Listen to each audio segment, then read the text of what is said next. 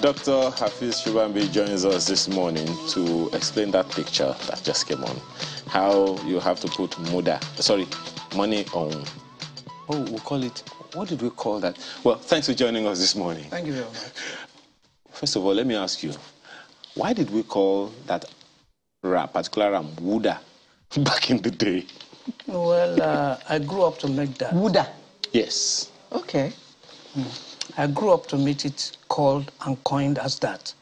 And I believe in study of languages, maybe from the north, it is called such. And Yoruba have imbibed that to call it Wuda also. What does Wuda mean?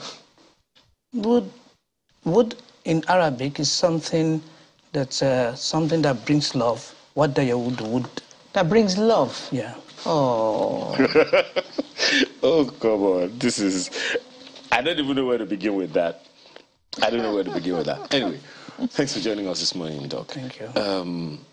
Dr. Shubambi, it's the Festival of Sacrifice. Please refresh the memory of a good number of people watching us right now about what this whole Eid-El Kabir celebration is about.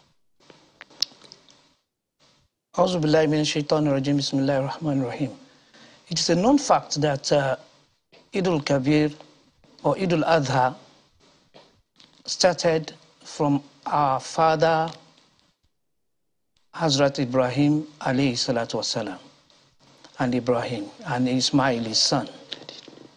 And after the early marriage had by Abraham, for a long time, he was denied of having a child. So after that long time, he continued to pray to God for a child. And God didn't give him for a long time. When God answered him, he started seeing in dreams that he was slaughtering that child. Eventually, when the child grew up, he asked him his view regarding the slaughtering. And they both agreed to put down everything for the will of God. And that's how Eid-El Kabir started. The intention behind Eid-El Kabir is not to slaughter human, actually. It's just a message that human being the greatest creation of Almighty God, if he is to be slaughtered or sacrificed, we should know that every other thing is sacrificing itself for mankind in creation. So by this, human being cannot be slaughtered at the altar of anything in the name of any religion. So by this, God is telling Muslims that as Ibrahim, even after many years of not having child, and he had it and God commanded him, and he's readily ready to put down all arms to act on the will of God. That is what is demanded of anybody that calls himself a Muslim. And that's why every year it comes just as a reminder. How does it reflect on our lives, Dr. Shubambi? How should that play out in our lives? Well, it should play out in our lives because when we say we are doing something for God, then we should not expect anything back from it. We should give, because when you slaughter ram now, there are codes, rules, that this portion is for you, this portion is for friends and kith and kin, and this portion is for the downtrodden ones. So when you look at it, it affects the society. It brings everybody together. Spreading the love that you talked about at the beginning. Yeah. Okay.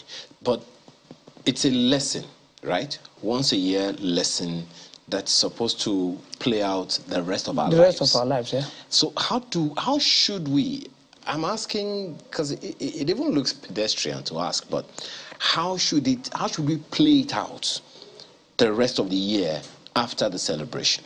After the celebration, it is expected from every Muslim not to stop on just 1, 2, 3 days festivity.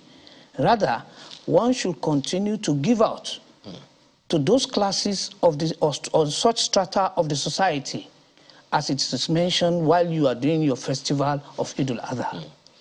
Which strata is that, please? You know, we are not... I am expecting some ram. So, yes, it is important that you have your share of the ram.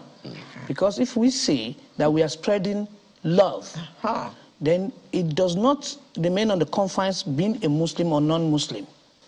It should go round. And it should not remain in those 3 days. It goes after 11 months after that, you still continue to radiate in that way. That's so what the lesson is share this love all through the year. That's it.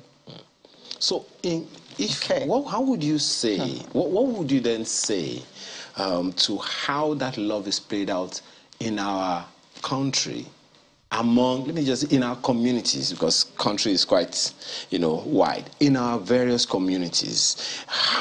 What's your reaction to the way we play out this love in our various communities, whether work community, home community, wherever? There are fundamentals we need to know regarding Islam. If you call yourself a Muslim, the hadith of the Holy Prophet ﷺ said, you cannot be called a true believer unless you love for others what you love for yourself. If that be the case, before you act or react in any way to anybody, you will also decide that, can you take it if they react back to you?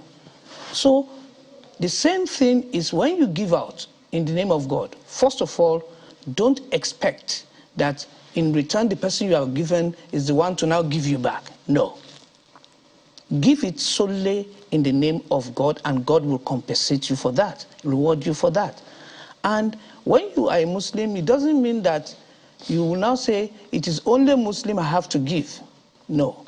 The terms used in the Quran is the downtrodden people of the society, the less privileged people of the society. So you need to consider those people, because in a society whereby you don't consider the less privileged, then the society will not develop as it's supposed to develop. Dr. Shubambi, at the end of the day, there are Muslims, there are Christians, people of other religions, even those who don't believe in God, in various positions of authority in our country and in our various communities.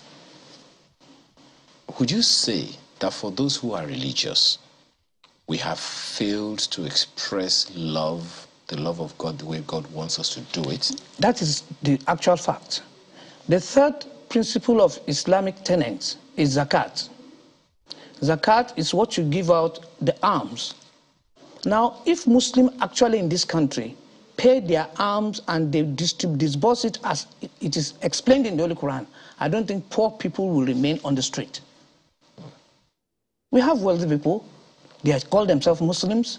If they pay the zakat and it is disbursed out as it's mentioned in the Holy Quran, then there wouldn't be people asking for this. You go to Kano Street and you see people at a butiment, you will see them on the street.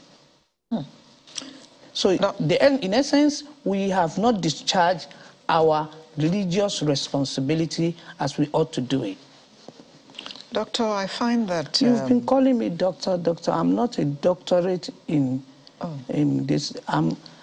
My degree that I have committed the entire Quran to memory from beginning to the end. I can read all book offhand. I know the meaning, I know the commentary, and I speak 8 languages. And I did comparative religious studies of different religions of the world. But you speak 8 languages? Yeah. Wow. I thought I was good at 4. Yes. So that you put me in my place. Thank you. I was going to say, basically, the tenets of, I'm going to use Nigeria. We have basically Christians and Muslims. Well, there's the traditional people as well. But let me use those two. The tenets more or less teach the same thing. Of course. And you have said that because there's still so many beggars on the streets, it means that you as Muslims have not discharged your duties like you should? Because when it was demonstrated earlier in the early days of Islam, especially in the second caliphate, as at Umar, you will hardly find a single beggar on the road. Yes, I was going to add that I think Christianity also teaches the same thing. Which means that basically all of us have not discharged our duties like we should. Yeah. So, what are you going to say to us now so that we can begin to discharge our duties? Well, you see, religion has come to teach us morals. And morals is to be exhibited in what you do on a daily basis. And the point, anybody, even the prophet, cannot outrightly say, you must do this. We will start to continue to exhort, encourage, and educate ourselves that this is what we need to do, and we need to hold the bull by the horn and do it rightly. That's all. Because Quran says that, O Prophet of God, you are just a reminder. You are not a watcher over them. So by this, the imams should discharge their responsibility to the followers and encourage the followers to follow the Quran and the Sunnah. Life will be better. Now, if we haven't done it right at that level, okay, I'm going to go to where Alero has gone almost all through the program today, and that is the 2023 elections. Yeah. What kind of attributes or characteristics? Because people expect, leadership consultants say that leadership is service, and service is largely sacrificial or expected to be. What are the things Nigerians should be looking out for in terms of, some of the things that you've talked about now, in employing a leader that will lead the country and the various states in the next general elections? Well, the guidance given in Quran to choose a leader is أَن تُؤَدُّ الْأَمَانَاتِ إِلَىٰ أَهْلِهَا. The rightful person with that understanding of leadership should be chosen, should be voted for. Now you are the one to decide that. You are the one to decide that because you know who you want to vote for. What qualities do you expect from him to discharge? Now, after thinking and talking about the person you want to choose as a leader, leadership is service. The Prophet said that leaders are servants. If you now see somebody who is a leader and his services is what we are expecting in Nigeria as we expect, I can give you some hadith. When I say hadith, it's a statement that found in the books of hadith mentioned relating to the Prophet of Islam. That when people are chosen to the position, even if they are collecting more money than any other person, they come up and said, our money is much, cut it down. There are history to that. In this country? Mr. do you see that happening in Nigeria? That is a tall order. When we have lists of Muslims who are saying that we want to be this leader, that leader, then they must demonstrate what Islam teaches also. Then if they do not demonstrate that, they just pay lip service to their religion. That's the actual fact. Wow. So then, who should be asking them? Because they have, as you said, they have Islamic leaders. So if the Islamic leaders know these things and they're expected to do them, the people, their adherents, the people who listen to them, who worship under them, are expected to do these things and they do not do it. You are drawing me to somewhere I don't want to be going always. But since you have drawn me, you see, the age we are now, in Quran chapter 103, is Al-Asr, the end of time. Same goes if you're a Christian, 2 Timothy chapter 3, verse 1 to 4. Perilous time. People just worship wealth, money. There are 14 characteristics that are mentioned in 2 Timothy chapter 3, verse 1 to 4. It's up on us. Quran also said it. He said that even the scholars, they will have shifted their ground from reality. Oh, wow. So how do we get, when we were growing up, they said when there is fire somewhere, it is through the well water we quell the fire. But now when fire comes out from the well, how do we now quell it? That's the issue. It's either we come up blank and tell ourselves the truth, or we continue the way we are going and continue to waggle it the way we are waggling it. I think I was right calling you Dr. Shubhambi at the time. But, you know, now let's talk to those who are young people, you know, all over the place, all over the country now. A sizable number are also Muslims, and as you have said, a sizable number are Christians as well. And there are those who have been so disappointed in the religious leaders and all that they said they don't want to believe in any religion anymore. They just want to believe that there is a God somewhere. So in all of this, what would you say to the young ones who are coming up, seeing all these things, expressing disappointment just the way you are expressing disappointment, and they're going to eventually occupy leadership positions subsequently? What would you say to them in closing?